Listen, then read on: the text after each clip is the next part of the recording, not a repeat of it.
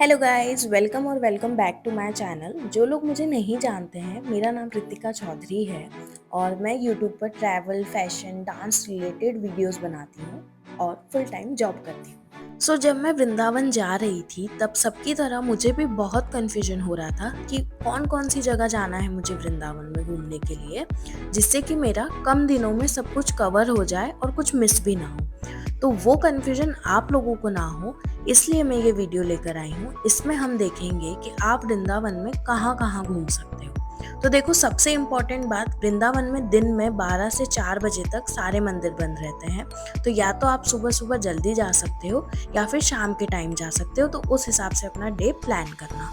तो चलो शुरू करते हैं। सबसे पहले तो आप आ जाओ श्री बांके बिहारी मंदिर।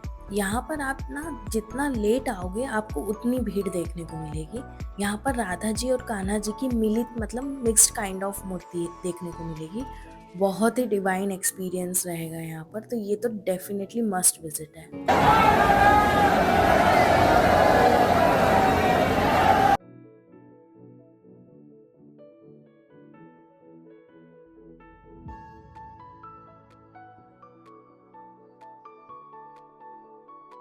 फिर बांके बिहारी मंदिर से 5 मिनट की दूरी पर ये मदन मोहन मंदिर है।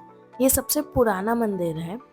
कहते हैं कि यहाँ गोस्वामी जी करके एक संत थे। वो कुटिया में रहकर छोटे से बाल गोपाल जी की सेवा करते थे। तब यहाँ पर एक बिजनेसमैन की नाव बोट फंस गई थी यमुना नदी में।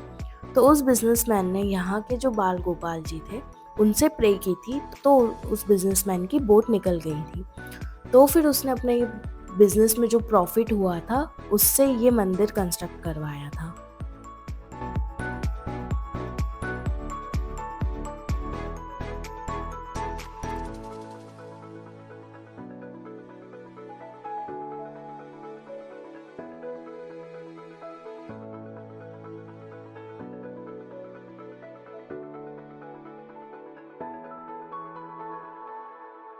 मदन मोहन मंदिर के बाद आप आ जाओ श्री राधा वल्लभ जी। ये मंदिर 500 साल पहले बना था। यहाँ का तो हमारा इतना प्यारा एक्सपीरियंस रहा क्योंकि हमने यहाँ की आरती अटेंड की थी। आप भी देखिए।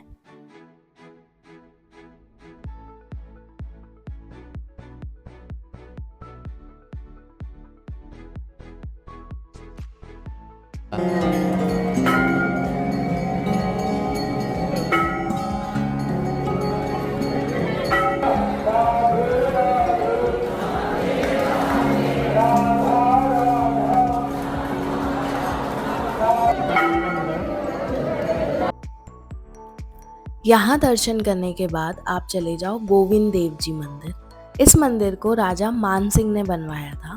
ये मंदिर में 7 फ्लोर्स है टोटल। ये वृंदावन के सबसे बड़े मंदिरों में से एक है। यहाँ पर जो ऊपर गुंबज है, मतलब सबसे टॉप का पार्ट, वहाँ पर 500 किलो घी से दिए जलाए जाते थे पहले के टाइम पर, जिसकी रोशनी आगरा तक दिखाई देती थी। जिसके कारण औरंगजेब ने इस मंदिर को तोड़ने के आदेश दिए थे। जैसे ही राजा मान सिंह को पता लगा था कि ये मंदिर को तोड़ने की प्लानिंग हो रही है, उससे पहले ही उन्होंने यहाँ के सभी देवी देवताओं की जो मूर्ति थी उसको जयपुर में शिफ्ट करा दिया था। 200 साल तक ये मंदिर टूटा हुआ ही रहा, खंडित ही रहा। फिर जब अंग्रेज आए तब ये मंदिर वापस से बनाया गया और फिर सारी मूर्तियां जो जयपुर में ट्रांसफ़र की थी वो सारी वापस से यहाँ पर स्थापित की गई। तो ये मंदिर भी बहुत ही सुंदर है, बहुत बड़ा मंदिर है, देखने लायक है।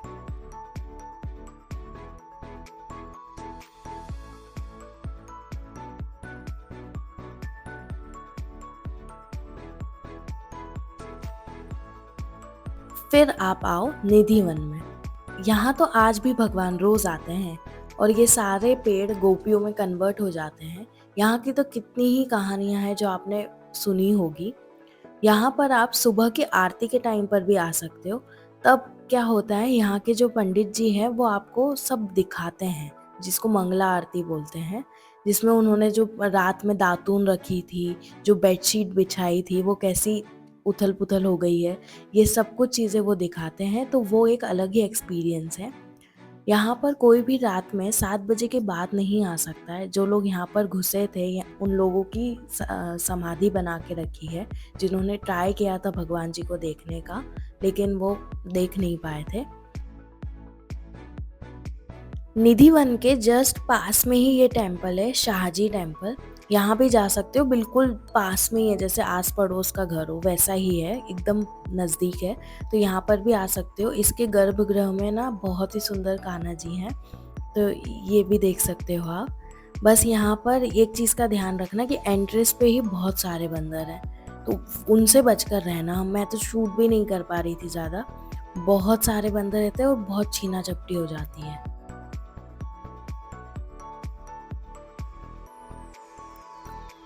अब दिन में तो सारे मंदिर बंद रहते हैं, तो आप केशी घाट पर आ सकते हो। यहाँ पर ही कृष्ण जी ने केशी नाम के एक दानव को मारा था।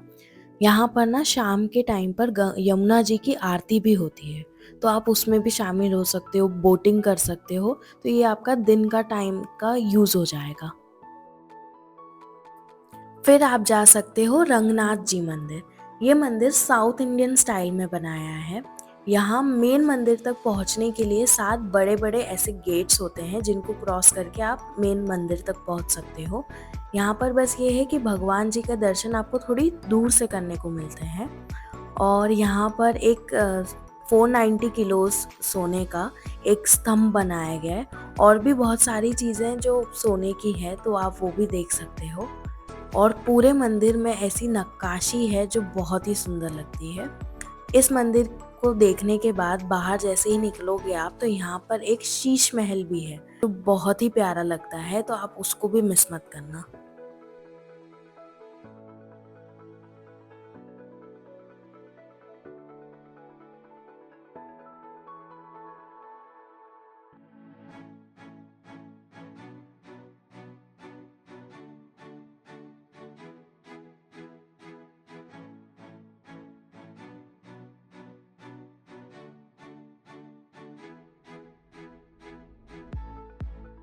अब जैसे ही शाम का टाइम हो, आप सब जा सकते हो प्रेम मंदिर।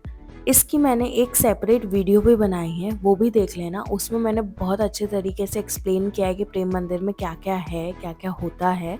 शाम के टाइम पर यहाँ पर एक लेज़र शो होता है, वो बहुत ही सुंदर है, तो वो मिस नहीं करना है। इसलिए मैं सजेस्ट करूँगी आपको कि आप यहाँ पर शाम के टाइम पर ही आओ, अगर आ सकते हो। अगर आपके पास ज़्यादा टाइम है, तो फिर आप सुबह भी आओ, शाम को भी आओ, दोनों चीज़ें कर सकते हैं।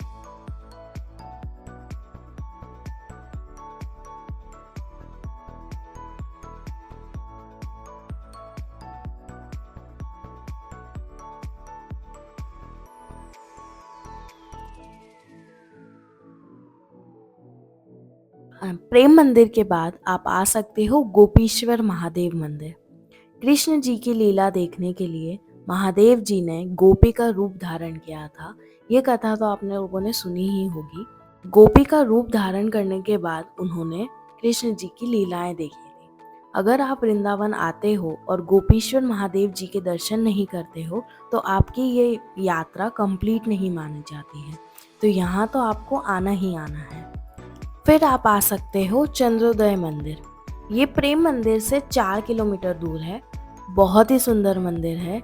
इसका कंस्ट्रक्शन ना अभी भी चल रहा है। ये आने वाले टाइम पर और भी भव्य बनने वाला है। अब चंद्रोदय मंदिर से 1 किलोमीटर दूर पर है ये लोटस मंदिर। नाम से ही समझ आ रहा है ये मंदिर का शेप लोटस फ्लावर की तरह है। यहाँ पर ना बहुत ही सुंदर से राधा कृष्ण जी विराजमान है, तो आपको यहाँ पर भी डेफिनेटली आना है। अब लोटस टेम्पल से सिर्फ 5 मिनट की दूरी पर है वैष्णो देवी माता मंदिर। यहाँ जाते ही सबसे पहले आपको ये बड़ी सी मूर्ति देखने को मिलेगी। ये तो बहुत दूर से ही दिखाई देती है। इसी मूर्ति के नीचे मंदिर है, जहाँ पर माता रानी की मूर्ति है और चारों तरफ अलग अलग देवी देवताओं की मूर्तियाँ हैं। यहाँ पर ना एक गुफा भी है जहाँ पर 9 देवियाँ हैं। ये मंदिर भी देखने लायक है, तो ये भी डेफिनेटली मस्ट विजिट है।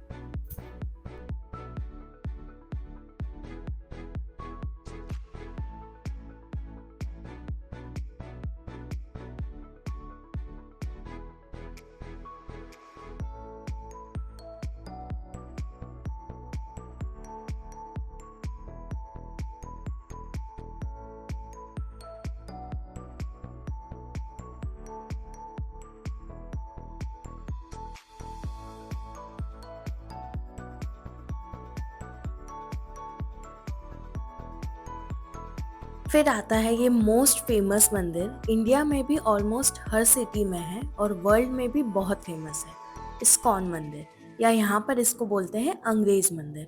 अगर आप शाम के टाइम पर ही प्रेम मंदिर आ रहे हो तो आप उसी के साथ साथ इस्कॉन मंदिर भी कवर कर सकते हो, क्योंकि ये दोनों का डिस्टेंस बहुत पास पास में ही है, मतलब अपोजिट साइड पर हैं दोनों। यहाँ पर ना सुबह मतलब अर्ली मॉर्निंग या इवनिंग टाइम में 6-7 बजे के बाद बहुत ही सुंदर भजन गाते हैं लोग, डांस करते हैं। तो अगर आप इस पर्पज़ से आ रहे हो तो यहाँ पर अर्ली मॉर्निंग या तो इवनिंग में थोड़ा लेट ही आना, यहाँ पर टाइम निकाल के आना। मैं सच कह रही हूँ, बहुत मज़ा आता है जब आप अपने साथ ऐसे लोगों को देखते हो जो पूरा भक्ति में लीन है। बहुत ही डिवाइन एक्सपीरियंस है।